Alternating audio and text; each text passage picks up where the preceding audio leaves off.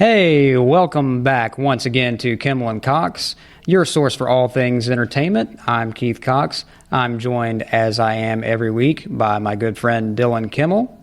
And if this is your first time with us, we're glad you're here. But if you've missed any of our previous episodes, be sure to go back and check those out. Today, we are going to be talking about a TV series. It is a Hulu original series, streaming now. There are 2 seasons out. It's called Only Murders in the Building. Great show, really funny, and it's a nice twist on the whodunit type of murder mystery thing. Yeah.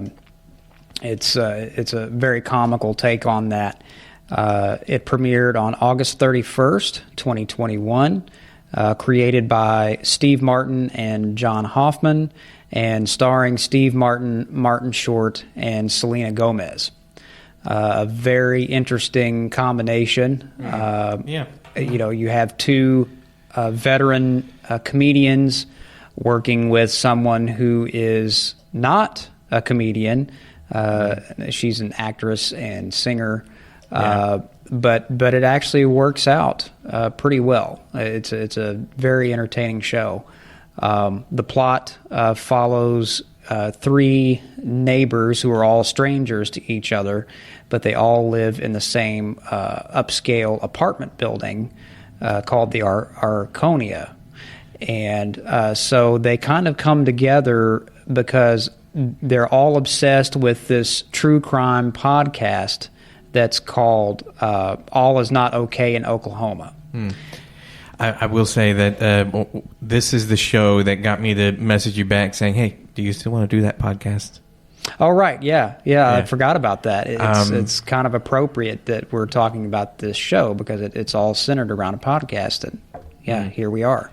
Yeah, it was this show because when I was watching it, I was like, you know what? That actually looks like... I mean, we've been talking about the us doing this podcast for a while, probably a long while, 2 or 3 years maybe, and we've never really went ahead and done it. And once I saw the show, I was like, we've got to do it. We've got to do it. And I messaged you back. I messaged you, and you messaged me back. You know what's funny? I was just thinking the same thing. And I was like, well, then we must do it. Then we have to. There's like no putting it off at that point. So. We were both on the same page with that for sure. So these 3 unique individuals, they all again they have this shared interest in this true crime podcast, and after a fellow resident is found dead in his apartment, they all decide to band together to investigate his murder, and this eventually leads to them forming their own podcast, which is called Only Murders in the Building. That's where the title of the series comes from. And it's funny how how everything comes together. Mm-hmm. But we find throughout the first season, there's lots of twists and turns in this series, and when you find out the connections between the different characters, the recurring characters, and things like that. So you have Steve Martin is playing Charles Hayden Savage, who is a semi-retired actor who used to be the star of a popular 1990s detective series called Brazos. Brazos, yeah. Yeah. Interesting thing, I was looking up the trivia on that. Brazos is actually a name of, I think it's a river or a creek. Near where Steve Martin was born. Okay, yeah. Waco, Texas, I think it was. Yeah, that makes sense because actually, it's an unrelated note, but I've been watching that series. I actually already watched all of it, 1883, which is a spinoff of Yellowstone. Yellowstone is a huge show right now. And oddly enough, I haven't seen Yellowstone yet. I've been going backwards because technically 1883 and 1923 come before that series. Right. But they mentioned in 1883, that Brazos river or whatever that's in Texas. So I was like, oh, well, that's kind of interesting. But I didn't realize the connection there. Yeah. I thought it was interesting, it's funny because he takes, like, you're not too sure if you can actually trust a word from his mouth because he ends up saying lines from the actual show. Right. he incorporates that into his daily life to the annoyance of some of his friends, and he gets recognized on the street all the time by people that used to watch the show, and then they kind of remind him of his age because, he'll run into somebody really young that says, oh, I used to watch that show with my dad, like a long time ago. And you find out that the dad was actually a bigger fan of the show than the son. But there's funny things like that happening all the time throughout the show. And eventually a network comes to, I guess it was the original network, comes to him. They want to do a revival of the series. Which is very popular today, revivals of shows. Oh, yeah, it is. But he finds out, much to his disappointment, that his role is significantly diminished, and that he's no longer going to be the star of it. It's like they wanted his character to be an invalid, pretty much, like he's somebody else, like a female, has taken over his role. And the interesting thing is that the reason for that is because of the murder in that season was basically they were framed for murder. They're like, you all did it. So they're like, there's a lot of pushback of, we don't know that you're a murderer or not, so we kind of put you on the back burner here. So, and his stunt double is a woman, which is hilarious, played by Jane Lynch, who is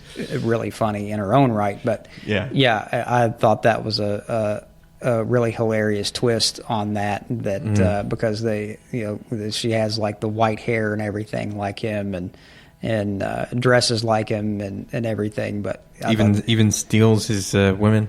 Right. So you've got him, and then you have Martin Short plays Oliver Putnam, who is a struggling Broadway director, who's he's well known, but he's also had a lot of shows that kind of bombed. He was notorious for making these wild, huge budget productions that never seem to work out. So he's always looking for that next big gig that's going to make him rich or whatever. And what was the one that he was working on that made them like no, it was Splash. Splash. He was doing a theatrical adaptation of Splash, and they had actual water, like a tank of water or something on stage, and it ended up being a big disaster. Here's the funny thing about that: there is actual like big budget Broadway shows like that will go far and beyond, and it just ends up being a complete disaster.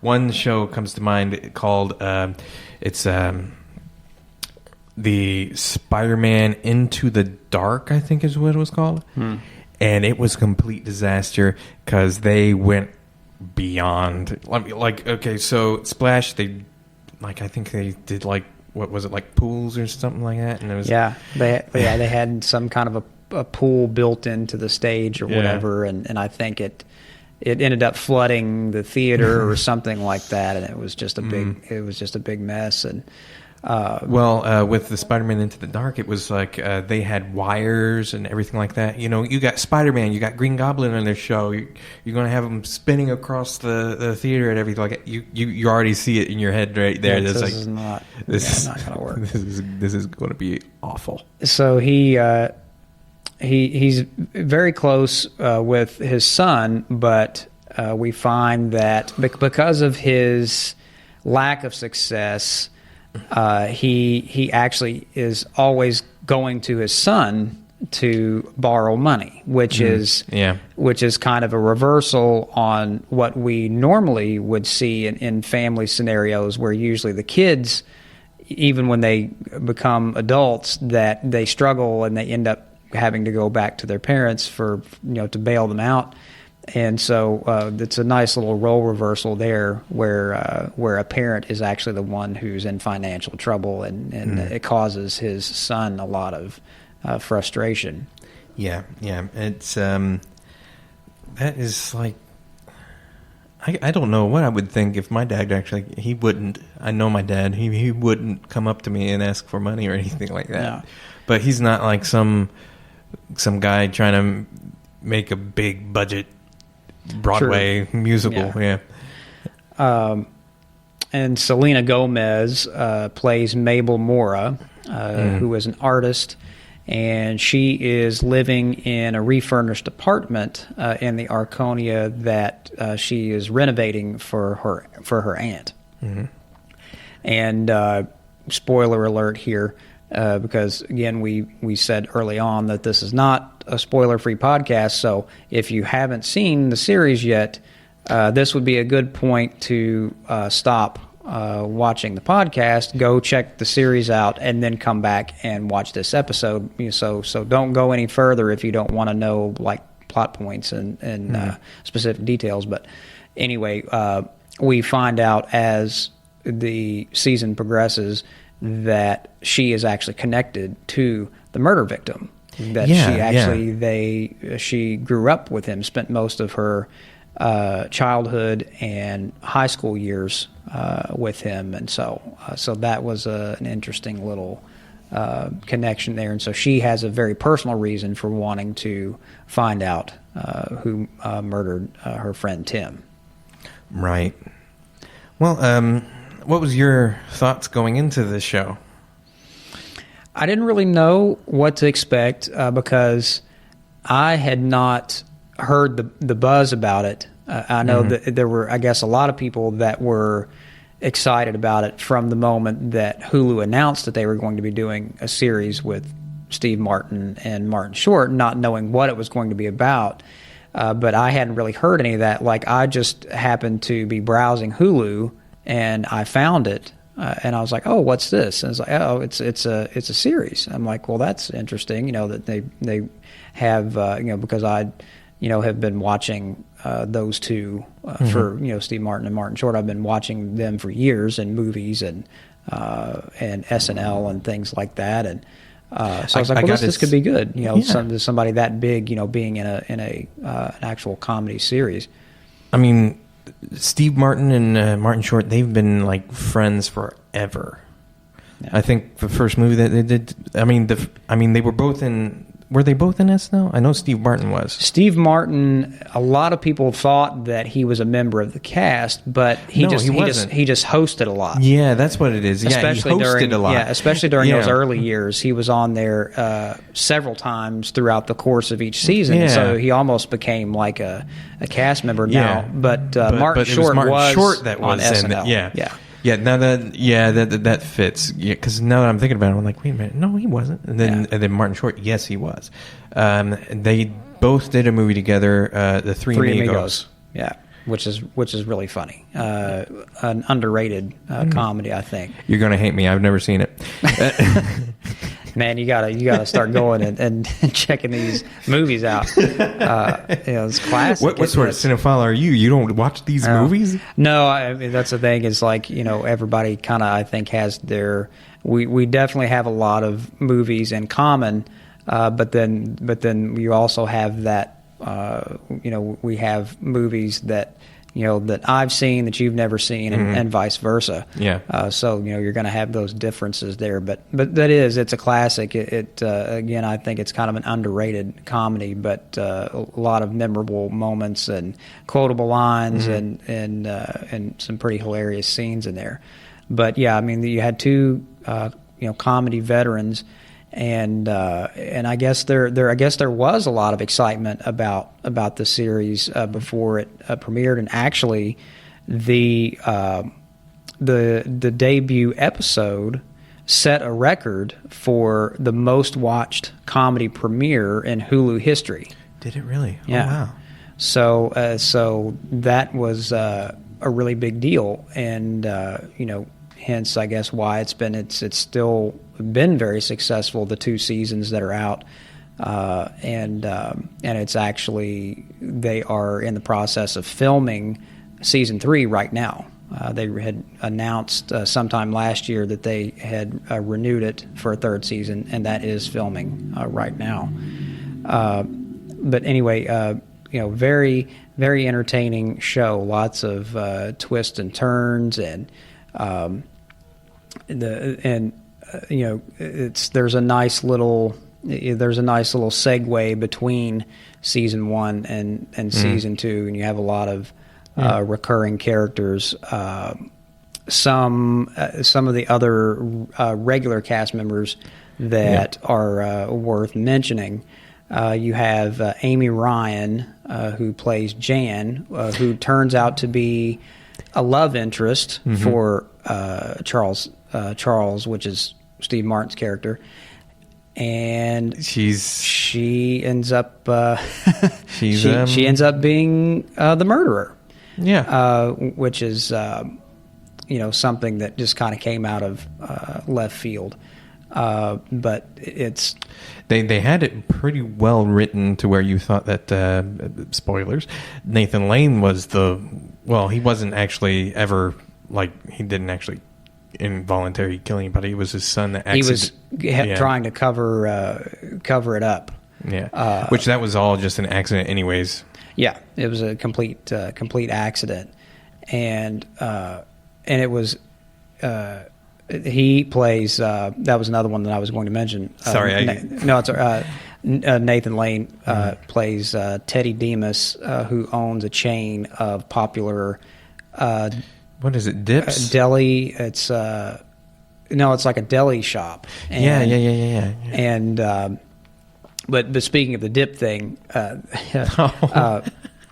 Oliver, his one of his quirks is that he's like, his diet consists of almost exclusively dips and foods that can be dipped, and so he's always like, whenever they go to like at the apartments, whenever somebody has like a party or get together or something like that, when everybody else is left, he's scooping up all the dips to take back to his apartment, and he's got like a refrigerator stocked full of. He's got dips. A lot. Yeah. I wonder how good those dips are. Yeah, I mean, they have to be. I mean, if you're practically living off of them. There's actually some weird like food items in this show. Honestly, like, okay, so you got the dip, and then at one point they went to what's her name? Do you remember, like, the drinks? What was the drink? Oh, gut milk. Gut milk. Which is I think it's supposed to be like a nutritious, almost like a protein shake kind of thing, but I believe it's actually got alcohol in it. Like, it's infused with some alcohol or something. Yeah, I think there was a little bit of alcohol. Yeah. But they actually end up, once they start their podcast, they actually end up. Gut Milk ends up sponsoring their show, and so they get like an endless supply of gut milk. So the characters are always like drinking it throughout the series and trying to promote it and everything. So Nathan Lane's character Teddy eventually ends up bankrolling the podcast, the Only Murders in the Building podcast.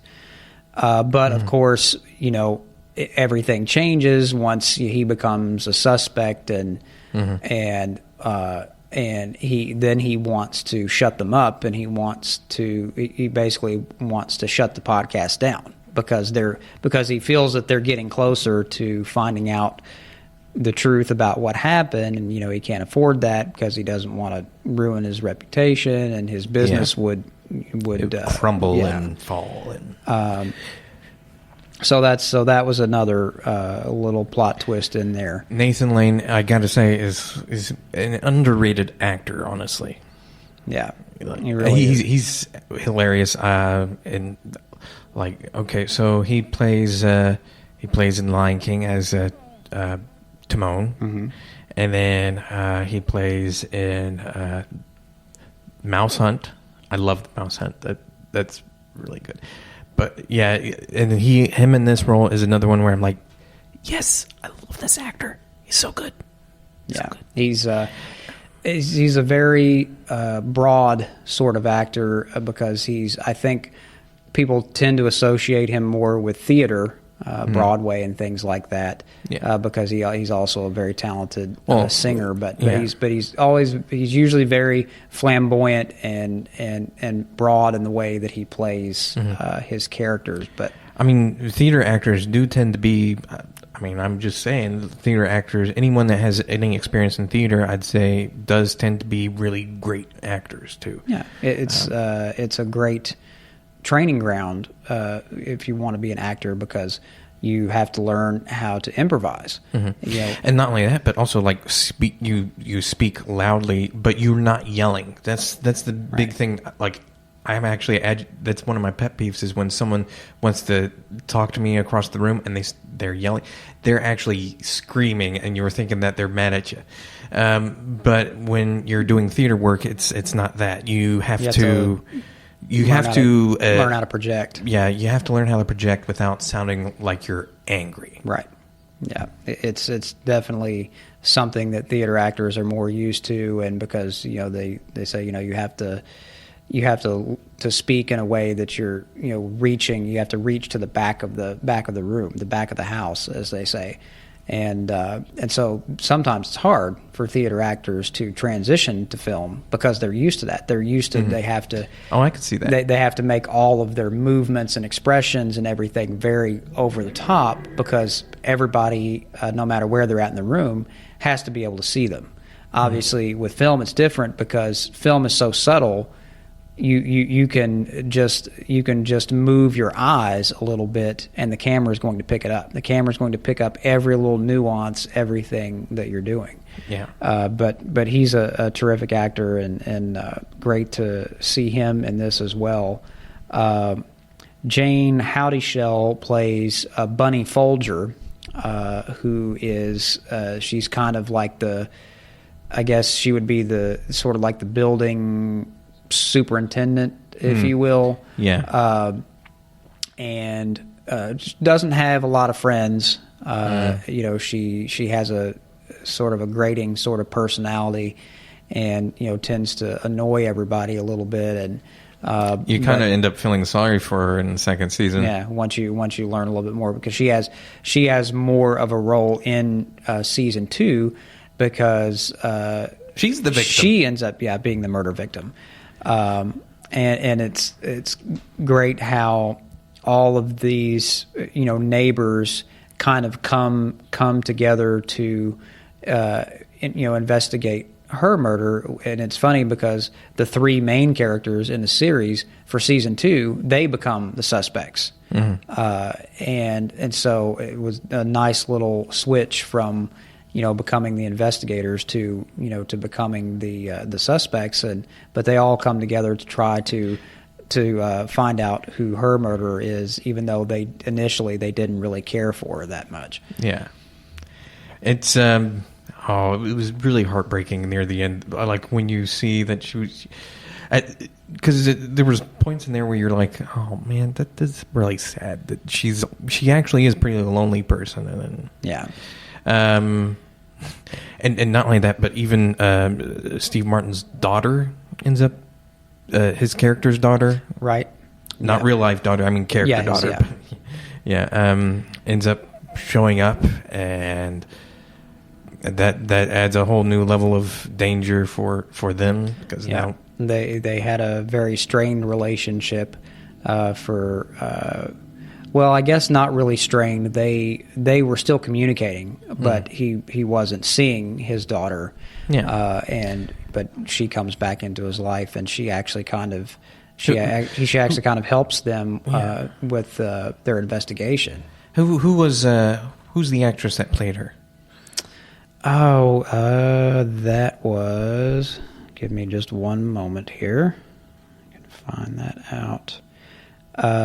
Zoe Margaret Coletti. Okay. I had not seen her in anything prior to that, but she plays Lucy, which is Charles's daughter. And then you also had Cara Delevingne. Right. She played Alice Banks in season 2, who is another local artist, much like Mabel, but she's more on the successful side. She has an art gallery and things like that, and she ends up kind of getting connected to Mabel, and they actually end up having a little bit of a relationship going on there. She ultimately ends up becoming a suspect as well, because nobody really. She just all of a sudden starts coming around, and nobody really trusts her. Like who is this person? And just out of the blue, she kind of has a little air of mystery about her. Yeah. An interesting thing about Cara Delevingne, I don't know if you've noticed in some of the shots that she has like little red elbows and everything like that. I didn't catch that. She also has psoriasis, just like me. Oh wow! Yeah, so that's pretty cool. So you guys have something in common there. Yeah, and we're close to the same age too. So okay. But I thought it was it's nice to actually see someone that actually, you have the same, skin disorder or whatever. But it's that whole thing going back to, I think sometimes, because they're in the limelight so much, we tend to look at celebrities like they're on a different level than we are because they're famous. But they're just like you and me. They have problems. They have medical issues. There's it's just because of what they've chosen to do for their career that just puts them in front of the camera, and just everybody knows who they are. But yeah, she did really well with this as well. Who is another one worth mentioning, Tina Fey. I was going to say, Tina Fey, yeah. Tina Fey, another SNL alumnus who... I think her and Steve Martin have become pretty good friends just because of, I believe it was... someone told this to me. I don't know if this is accurate. Maybe you can correct me on it. But his wife looking similar to Tina Fey? Yeah, I could see that a little bit. And I think they joke about it. I think that's what I heard anyways. I don't know. And obviously because he's hosted SNL so many times over the years, like I think he's way up there now for he may hold the record for most times hosting. I'm not sure. I believe that. He's way up at the top. And so I can see them still becoming close. Didn't he just host an episode not too long ago either? Yeah, it wasn't too long ago, I think. But yeah, Tina Fey plays Cinda Canning, who is the host of the podcast they listen to. The podcast that they listen to in the beginning that they're all obsessed with, and she actually it's kind of like everybody turns out to be a suspect at some point in this series, and so they even start, they think that she's a little bit fishy too, when actually it actually turns out to be that her assistant is the one that actually has a connection to everything. That second season really put you through the loop there of who it could be. Yeah, it really put you through the ringer there, because at some points you were very convinced it was this person. Oh wait, no, it was this person. Yeah. Or no, it was that. And but by the end, it does make perfect sense. Yeah, they all they wrap everything up very nicely in both seasons. And Michael Rappaport was another one that I liked his character. He was playing the detective. Police detectives, Detective Krebs. And very funny because he's a comedian, and his spin on he's a very unconventional sort of police detective, but pretty much just every scene almost that he was in was very funny, and just his delivery, and so I thought that was another recurring character that was definitely worth mentioning there. But great cast all around. And again, very very enjoyable series, and just so many little subtle things that little kind of in jokes and things like that here and there that make it really fun to watch. But I think the biggest thing for me was just the chemistry between the three leads, which is, again, you have a very big generation gap there between the two male leads and Selena Gomez, and you wouldn't think that is a combination that would work, but it works. Somehow it works. Somehow it does. Yeah, it's like it's one of those things that I think a lot of people like. I don't even know where I'm going anymore. This happens a lot with me. I end up having a thought, and it just goes completely poof. There's medicines out there for that, to help with brain fog. It's okay because my wife and daughters remind me of that all the time, because it happens to me too. I can literally walk into a room for something, and a few seconds later forget why I came in there. And like I do, I'm trying that I'm forgetting stuff like that more all the time, or somebody can ask me to do something. Somebody can, ask me, hey, would you do me a favor? Can you go in the kitchen and bring me some Tylenol? And then I walk in there, and something else will happen. I'll fix myself a drink or something, and then I'll walk back into the other room with my drink in my hand, and be like, where's the Tylenol I asked for? Oh, I'm sorry, I forgot all about that. Yeah. That's all right. It's life, but yeah. I will say this: the show resulting in the podcast thing. That's another thing that I want to do here with our podcast here. On occasion, I would like to be able to do a little bit of a War of the Worlds type of, like a little mini play thing. Yeah, I remember you telling me about that. I would like to do that. Sort of like a radio drama. Yeah, and I'd say those in particular, we probably won't be doing that on the. We probably wouldn't be doing that until we have animation if we were to do the visuals. Right. But we could always do the audios only, and I'd say those probably would be exclusives to not only the audio only on there, but also on the Spotify and Anchor. Yeah, some of the other places where you can catch the podcast. But also if we were to do that, I'd say that those would be special little episodes on our Patreon.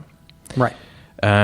Because that would take a lot of work, and I'd say, yeah, that's that would be a lot of time. That would be a nice little project to do kind of during the summer hiatus, between seasons, because that would take a lot of work with editing and all that. Yeah, we wouldn't be able to make weekly podcasts if we were just doing that all the time. But again, this is a really good show. I started watching it, and then I got Cynthia into it. I think I had already watched a few episodes of season 1, and then she found it, and I'm like, oh, I've already started watching that. I said it's really good, and then she got caught up and watched all the episodes. Here's the interesting thing. Okay, so Steve Martin actually starred in the remake of The Pink Panther. Right. Yeah, I remember that. And The Pink Panther is another it's not a murder mystery, but it is a mystery type of show. Not mystery, but espionage type of thing. A spoof of James Bond and all that stuff.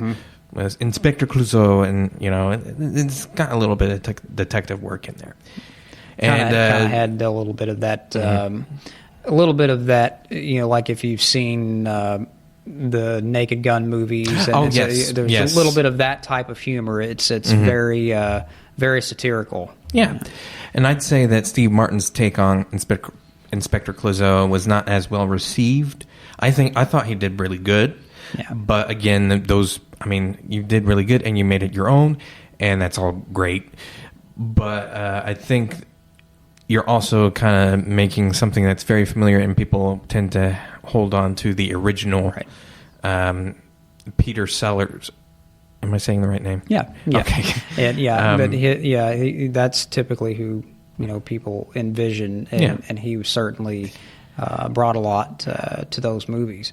See, here's the bad thing about being a cinephile is that when you know a lot of actors and stuff like that, you start to actually cross-wire some of them. Yeah. And that's what was happening to me just then. Yeah, all sort of, you find connections, and then it all sort of comes together. But I'd say that he did, when he made this show, he made his Pink Panther.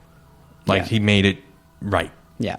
Yeah, I can see what you're getting at there. Yeah. Speaking of Steve Martin, though, you took his master class, didn't you? I did. Yeah. Did you get anything useful from that, or learn anything about, just because you're more of a writer and director? You've done a little bit of acting, but did you learn something more about the craft of acting, particularly comedy, that maybe you hadn't thought of before when you took that class? The interesting thing that I took from that is that one, it was mostly talking about stand-up stuff. So, but it was also just the art of comical writing. And the interesting thing that he said that I kind of relate to is that most people don't know this, but comedians tend to be introverts. Yeah. And he actually put the study on it on his actual masterclass. There's the study there of comedians. He said not all comedians are introverts, but majority of them are. And here's why introverts make great comedians, because they actually listen to their surroundings. They will pick up and say, "Oh, I like that. What happened there? I'm going to put that in my little comical bit here." That's I think they're doing that all the time. They're very observant, and you can and I can see that too, because in a lot of ways I'm like that. I'm just like always looking around and or kind of overhearing conversations and stuff. And you think to yourself, man, that's really funny. Like that belongs in a script. That belongs in a movie or something. Yeah. I got a few scenarios in my life that I'm like, that would be great for a comical bit there. Yeah. The thing that's funny is that I'm an introvert, and you're a little bit. Are you a little bit? I can be. You're a lot more outspoken than I am. I think. I think there's a very specific term for what I am, and it's sort of a hybrid between an introvert and an extrovert called an ambivert. I think it is. Okay. So it's basically a primarily extroverted person with some introverted tendencies, which I have. I get it. Yeah. So basically, I guess what you're saying is that you would probably you would only talk to someone if they actually talk to you. Basically, is that right? Yeah, it's kind of like that. Like I tend to, if I'm in a crowded room with a bunch of people that I don't know, I'm not likely to just go up to someone and start talking to them. But if someone engages me, then I have no problem holding a conversation or anything like that. So it just depends on my surroundings. Sometimes I just kind of hang back, or if I've like maybe started a new job or something, getting to know my coworkers, like you just kind of lay back and try to get a feel for everybody and what their personalities are like, and what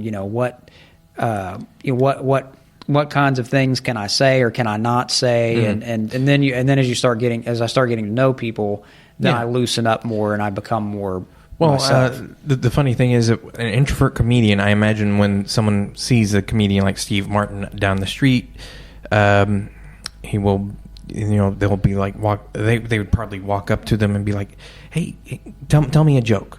Yeah.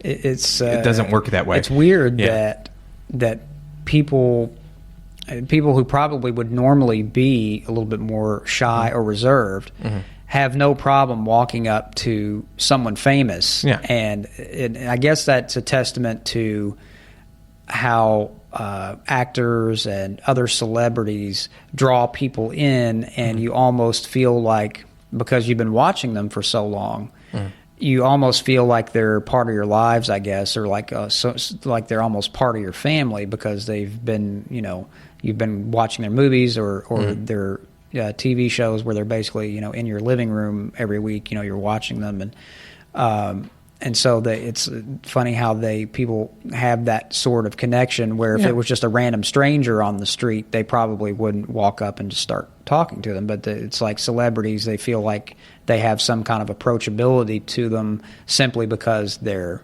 famous. I imagine that like someone who's an introvert, and it's like an introvert celebrity, having someone come up to them saying something like that is probably going to be like the few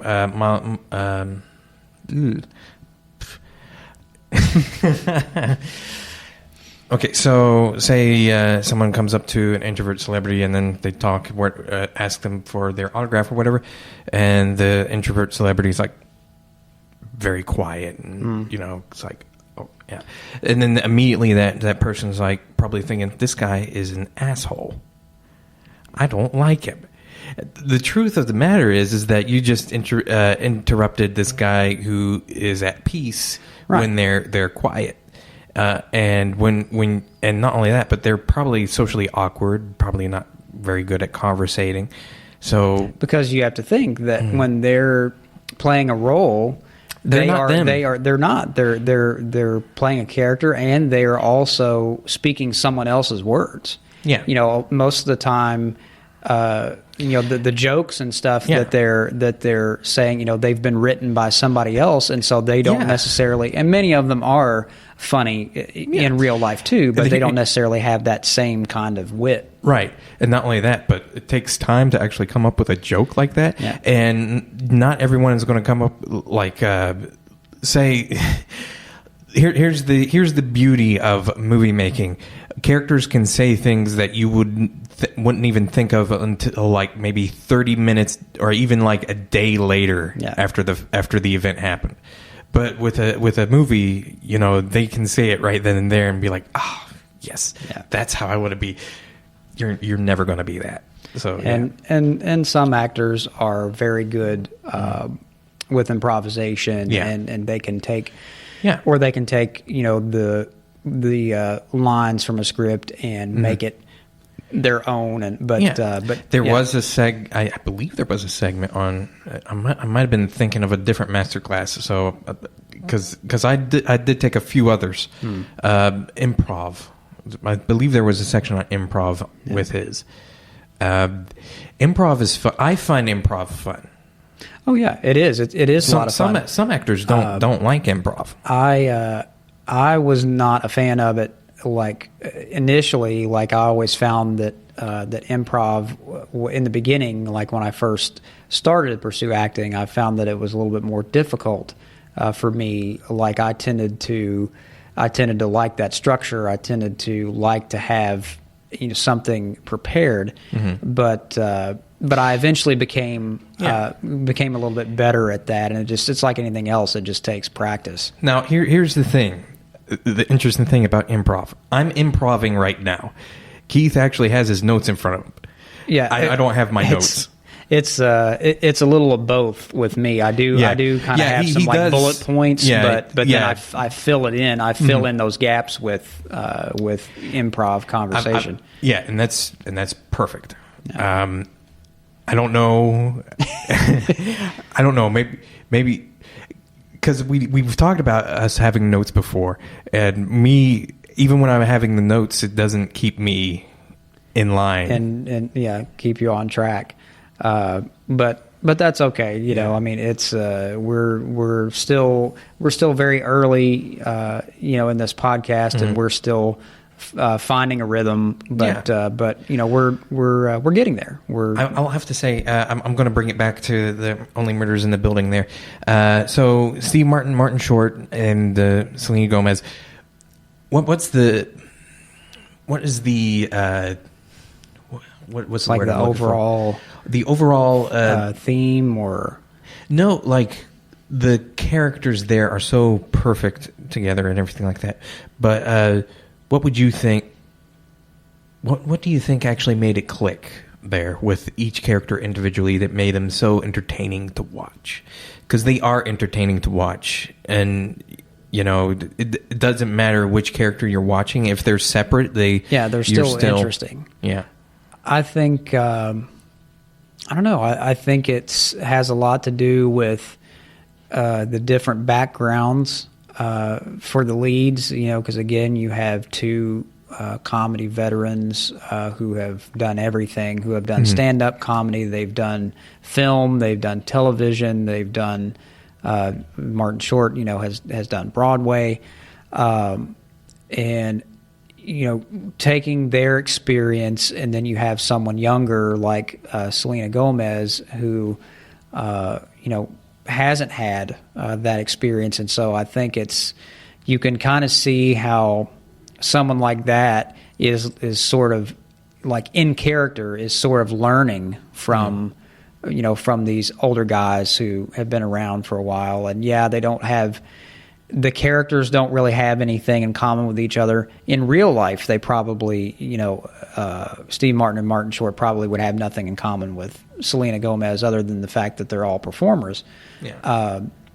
But it somehow works. Those generational differences really add a certain level of chemistry that probably wouldn't be there if you didn't have those differences. So I think it's a nice contrast, and I think that's what really makes it kind of gel. And I think that's what, because the show, I think, has attracted a much broader audience that way.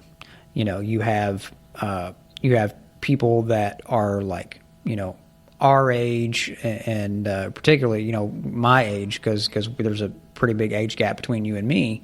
But people like my age and older, and that really enjoy the comedy of people like Steve Martin and Martin Short. And then you have a younger generation who I would say probably people that are actually, younger than you, who might watch the show because of her. Yeah, and that's really a perfect mix. Yeah, it's a perfect melding box.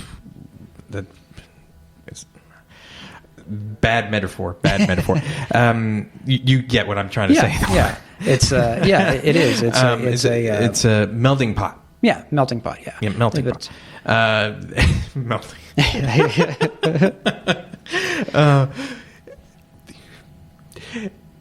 It's perfect because then you got those two generations having something to watch together.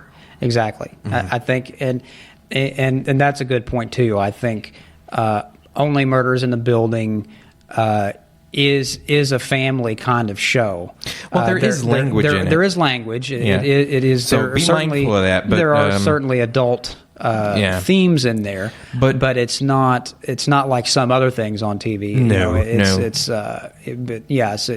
other than the profanity, which might not be good for like kids, like young kids. Yeah. For the most part, it is a show that everybody could sit down and watch together as a family. I'd say so, yeah. So that certainly adds an appeal to it, and there are not a lot of shows like that out there right now. Everything is so geared toward a certain demographic, or just fits within a certain niche, where this one, I think, has a much broader appeal, and that's probably why it's been so successful. Yeah. But anyway, it's a great show. go on Hulu and check it out. That there's there's 2 seasons. I think there's only about 10 episodes in each season. Yeah, about 10 episodes. Yeah, so you could binge watch that easily and be ready for the 3rd season, which would have Paul Rudd as the victim. Yes, yeah. At the very end of season 2, he ends up he only appears in the very last in the season finale of season 2. And he is the murder victim. So that they take it out of the Arconia. Yeah. And I think I read something where I think Glenn Close is joining the cast for season 3. Is it Glenn Close? I thought it was.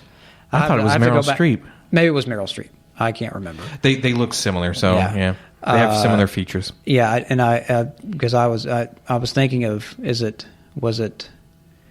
Meryl Streep or was it this is terrible? was it Meryl Streep or Glenn Close who was in The Devil Wears Prada? That was Meryl Streep. Okay, so it is Meryl Streep then, I guess, that's joining. You might be thinking because they had a similar role with being like clothing. Right, because I'm getting the movies mixed up. Yeah, you're mixing 101 Dalmatians with Devil Wears Prada is what you're doing. That's okay. It's like we've seen a lot of movies, folks. I mean, like it's ridiculous. I can tell you right now that we are never going to run out of things to talk about on this podcast between the both of us. I've actually been, a little side note, I've been working on a little project where I've actually been trying to compile a list of every movie that I've ever seen. Now, this can be theatrical movies, like in the theaters, as well as I would even count like straight to video movies within that, and and streaming movies. So it's a big list. I'm going backwards. Do you have a Letterboxd? No, I don't actually. I remember you mentioned that. Do that. They have because I have that list too. You can look on mine too and see what I've got on there. Okay. And we could probably fix up a list of movies that we both haven't seen. Yeah. But it's going to be a big list when it's all done. I've started working my way backwards from the most recent movies to the oldest, and so far I have only made it back to through 1995. 1995. And just since 1995, I have seen like well over 1,000 movies that were made from that. I didn't necessarily see that many movies in that time, but as far as movies that were made from that time period to now, it's already over 1,000. So I can't imagine, because I go all the way back to, I've seen most of the movies that I've seen are don't really go much older than the 50s, the 1950s. But a few sprinkled in the 1940s and nothing older than like the 1930s. But still, a lot of movies out there, a lot of TV shows, just music and pop culture and everything in general. So, theoretically, this podcast could go on for years and years because we've got tons of different things that we could talk about. But yeah, and movies keep on coming too. Yep, and but definitely go check out Only Murders in the Building, streaming now on Hulu. Well, we're just about out of time, but before we go, we just want to remind everybody to be sure and subscribe, like, and share to our YouTube channel. And when you subscribe, be sure to tap that little bell icon so that you're receiving all the notifications whenever a new episode drops or when new content is posted. And also, don't forget to follow us on our socials. You'll find those links at the bottom of your screen, as well as down below in the video's description, and at the very end of each episode in the closing credits. So there's no way you can miss them. And there are several other places we mentioned before where you can catch our podcast besides YouTube. And be sure to check out the links below to find out more about that. Leave your comments and questions for us. That's a big one. We definitely want to hear from you. You can reach out by commenting on YouTube or on our social media pages, or you can write to us on our official podcast email, which is kimmelandcox@gmail.com. So talk to us. We want to hear from you. It just makes this so much more fun for us if we can get you all involved in the conversation with us. And so we want to hear your feedback, want to know what you think of the podcast so far. Is there anything you would like us to talk about in the future? Because we're definitely open to talking about other movies and shows that maybe we haven't seen, or maybe something that we wouldn't necessarily be interested in at first glance. So get those comments in there and write to us and let us know what you want to see from us. You can also support us on our Patreon page. We need the support of people like you. We can do this on our own, but it's certainly a lot easier when we have a little bit of extra support, and just so we can put out better quality content and to be able to offer you cooler stuff in the future. Merchandise and all kinds of things will probably be coming at some point in the future. But check out that page to learn more about how you can help, and we've got that link for you too.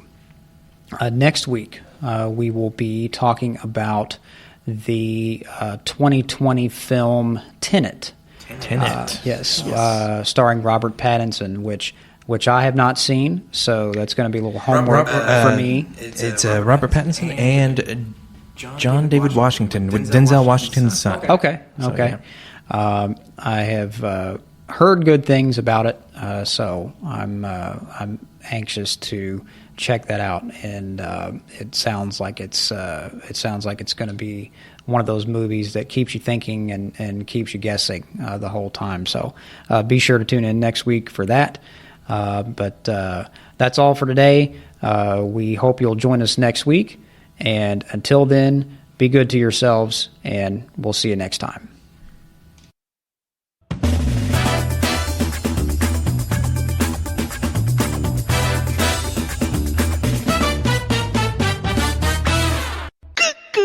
You dipstick.